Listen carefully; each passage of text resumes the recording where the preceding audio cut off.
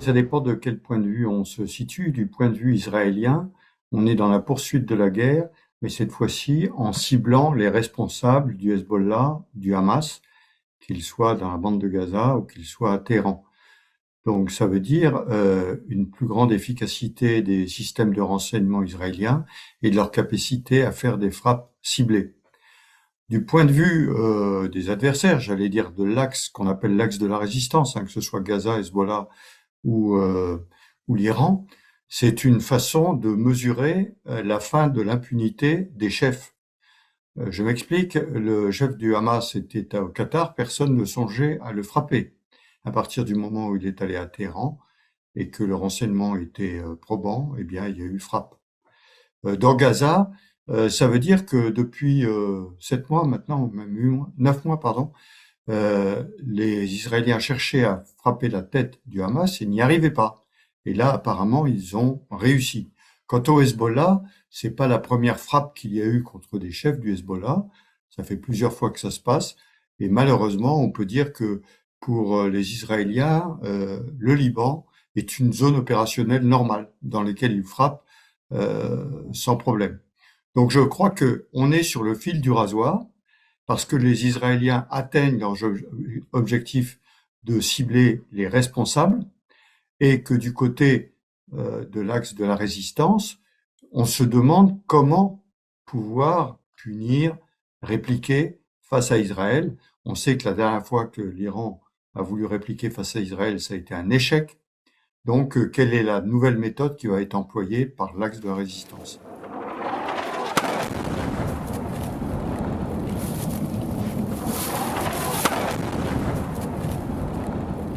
Alors, il y a plusieurs choses. Au Liban, je pense que le renseignement israélien est permanent. Et on le voit par les différentes frappes qu'il y a eu sur des responsables du Hezbollah qui se sont succédés. À Gaza, il y avait un réel échec du renseignement. Et cet échec a été symbolisé par le fait que depuis 9 mois, on n'arrivait pas à trouver les responsables. Et c'est ce qui avait permis au passage l'attaque du 7 octobre. C'est l'absence de renseignement israélien. Concernant le chef du Hamas au Qatar, je crois qu'il y a eu un travail double, un travail d'abord électronique, de piégeage, d'après les informations qu'on a aujourd'hui, de son téléphone pour savoir où il se situait exactement. Ça, c'est le premier point. Le deuxième point, un travail de renseignement humain, c'est-à-dire des gens infiltrés à Téhéran et qui permettent de soit poser la charge, puisqu'il y a deux hypothèses, soit poser une charge dans le bâtiment tenu par les passes d'Aran, ce qui est déjà une performance, soit manœuvrer un drone avec un missile pour tirer au moment voulu, et puis une conjonction, j'allais dire, politique. C'est-à-dire que monsieur Netanyahou veut continuer la guerre, on le sait. En supprimant le chef du Hamas qui était au Qatar, il se supprime d'une certaine façon la capacité de négocier pour les otages. Alors peut-il avoir la conviction aujourd'hui que les otages sont morts, qu'il n'y a plus rien à négocier et que donc il va continuer cette guerre en alignant 3 cibles, puisque en 48 heures, ce sont 3 cibles qui ont été alignées, un responsable majeur du Hamas à Gaza, un responsable majeur du Hezbollah au Liban et le responsable, j'allais dire numéro 1 du Hamas à Téhéran. Donc, il veut marquer aux Israéliens que sa stratégie fonctionne, alors que de grands doutes sont à l'œuvre actuellement en Israël.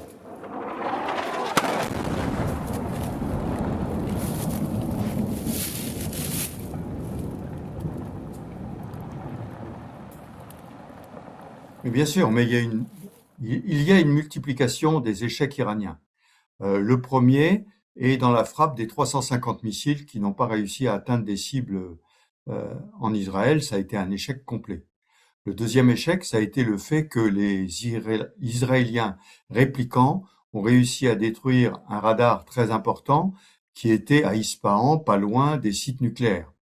Le troisième échec, c'est la mort du président iranien dans un hélicoptère américain qui avait 40 ans d'âge et plus de pièces détachées. Et là, ce nouvel échec montre que les Iraniens ne sont pas capables de défendre leur espace aérien, voire tout simplement leur espace. Et les Israéliens leur signifient à chaque fois. Alors l'attentat ciblé d'Ismaël Haniyeh, il y a deux hypothèses, hein. Il y a la charge qui a été déposée longtemps à l'avance, qui, vous avez raison de le dire, aller dans un endroit protégé par les passes d'Aran, déposer une charge, ça veut dire qu'il y a des failles dans le système. Mais il y a une autre hypothèse qui est un drone, et ça veut dire, comme au moment où à Ispahan, il y a eu les frappes sur le radar, les Iraniens eux-mêmes avaient signalé qu'il y avait des drones qui étaient en vol à ce moment-là et qui venaient du territoire iranien. C'est-à-dire qu'il y a des agents israéliens, alors israéliens ou iraniens retournés, qui manipulent des drones dangereux, puisqu'ils ont réussi cette frappe-là. Donc, dans les deux hypothèses, de toute façon, il y a échec de la défense iranienne. Mais il faut souligner que les Iraniens ne sont pas bons dans, j'allais dire, les défenses classiques, antiaériennes, etc. En revanche, dans les attaques asymétriques, en utilisant les éléments infiltrés en Irak ou en Syrie, ou le Hezbollah au Liban, ou les Houthis au Yémen, ils sont beaucoup plus efficaces. Et donc, je pense que c'est ces moyens qu'ils utiliseront pour répliquer maintenant.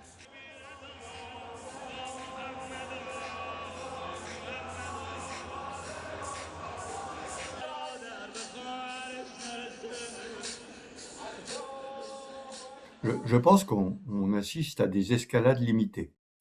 Que peut-il se passer? Écoutez, je n'ai pas de boule de cristal, mais mon analyse me permet de dire, souvenez-vous d'un drone Houthi qui est allé frapper au cœur de Tel Aviv, à 100 mètres du consulat américain, qui a fait un mort et quelques blessés. Ce drone, lorsqu'on l'analyse, a remonté la mer Rouge, est passé au-dessus de l'Égypte, est allé dans la Méditerranée pour attaquer du côté ouest, qui est certainement le côté moins défendu par le dôme de fer. Et donc, il y a encore des fenêtres d'opportunité pour faire des frappes de ce type-là en Israël, ou bien à l'extérieur d'Israël. Une ambassade israélienne à l'étranger pourrait être frappée. C'est une autre possibilité. Donc je ne sais pas, mais je pense plutôt à des attaques asymétriques telles que celles que je viens de décrire, plutôt qu'à une attaque massive de missiles, puisque la dernière fois, ça a été quand même un échec patent, et je pense que les Iraniens ne veulent pas recommencer la même chose.